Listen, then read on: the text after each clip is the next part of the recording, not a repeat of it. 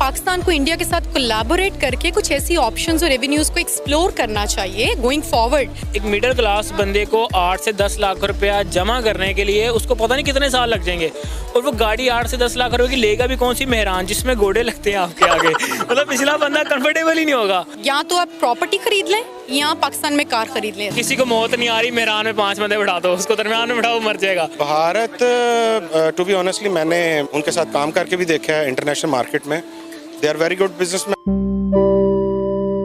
India में जो है ना आपकी लोकल जो इंडस्ट्री है उनकी बहुत स्ट्रॉन्ग है। आप टाटा का नाम आपने सुना होगा। टाटा जो है आपकी लाइक 50,000 to 1 लाख में असेंबल हो रही है।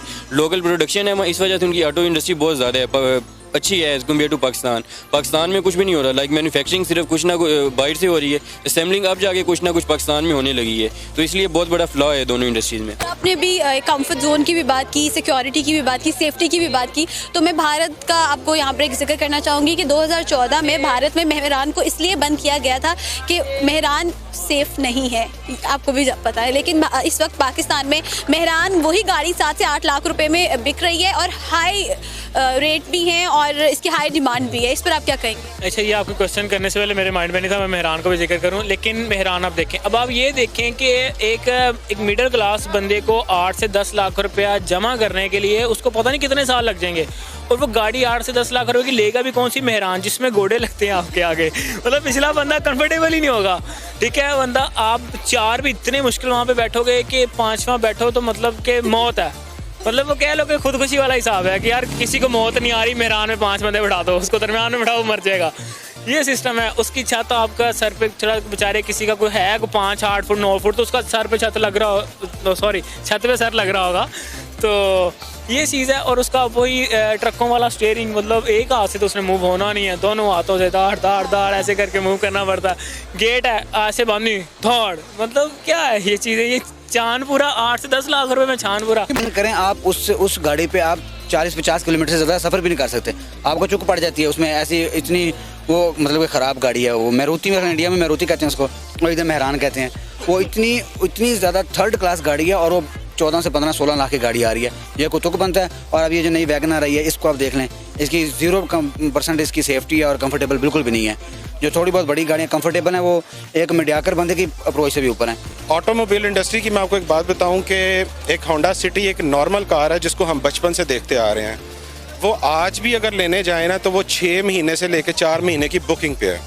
और उसकी क्या वजह है कि उनकी एक मोनोपोली है कि 2, 3, 4 ब्रांड हैं जो कि आपस में ही तय करके तो उसको मार्केट के अंदर एक ऑन क्रिएट करते हैं, जिसकी वजह से ये इंडस्ट्री ना तो गवर्नमेंट इनकी तरफ ध्यान दे रही है और ना ही ये अपनी तरफ इम्प्रूव कर रहे हैं। तो इंडिया की मार्केट है, अगर आप कंपैरेटिवली अपनी आल्टो को अब कंपेयर करें तो अप्रॉक्सीमेटली हाफ प्राइस पे आपको इंडिया से वो गाड़ी मिल जाती है। ठीक है, क्या कि अगर कंपैरिजन किया जाए भारत और पाकिस्तान की ऑटोमोबाइल इंडस्ट्री का, तो कंपैरेटिवली आप पाकिस्तान को कहाँ देखती हैं?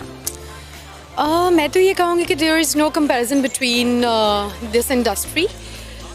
इसमें मेजर रीज़न तो ये है कि यहाँ पे पाकिस्तान में taxes are way too high. So taxes high हैं, टैक्स स्लैब्स इतने ज़्यादा हैं, तो फिर कंपनीज़ को भी अपने ऑटोमोबाइल्स जो हैं उनकी प्राइस अकॉर्डिंगली सेट करनी पड़ती है।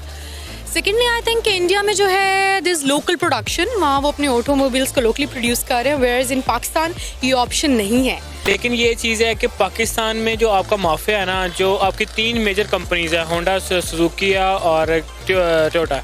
ठीक है, ये कंपनीज ऐसी हैं कि जो कि आपका अपनी मैन्युफैक्चरिंग करवा के सब कुछ टैक्सेस वगैरह डाल के इतनी हाईली पेड है और इनका कबाड़ है। मतलब गाड़ी हल्की सी 20 से 30 की स्पीड पे हिट होती है और गाड़ी इतनी नुकसान चला जाता है ना, गाड़ी का फेंडर, बोनर, हर चीज़ तबाह हो जाती है। फ़र्क ये है कि क्या गाड़ी 30-30 लाख रुपए की गाड़ी, और 30 लाख रुपए में क्या आ रहा है? एक टीन डब्बा। ठीक है, आप ना तो करोला में किसी में एयर बैग्स हैं, ना टोयोटा में है, ना होंडा सिटी में। होंडा सिटी भी 30 लाख रुपए की है, उसमें भी एयर बैग्स नहीं है।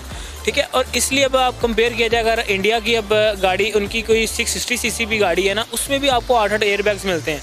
ठीक है, और ये होता है कि फर्स्ट करने यहाँ के 30 लाख है ना, वहाँ पे ऑब्वियसली प्राइस बहुत कम है, हाफ़ होंगी यहाँ से प्राइजेस, मैंने देखा है हाफ़ होंगी। चलो हाफ़ भी लगा लें, लेकिन उसमें आपको एटलीस्ट एक तो चीज़ स्पेयर पार्ट्स अच्छा मिलता है, सस्ता स्पेयर पार्ट है, आपको पार्ट्स जो हैं उसके वो मजबूती होती है, जो उनकी लोहे की चादरें हैं वो अच्छी लगती हैं।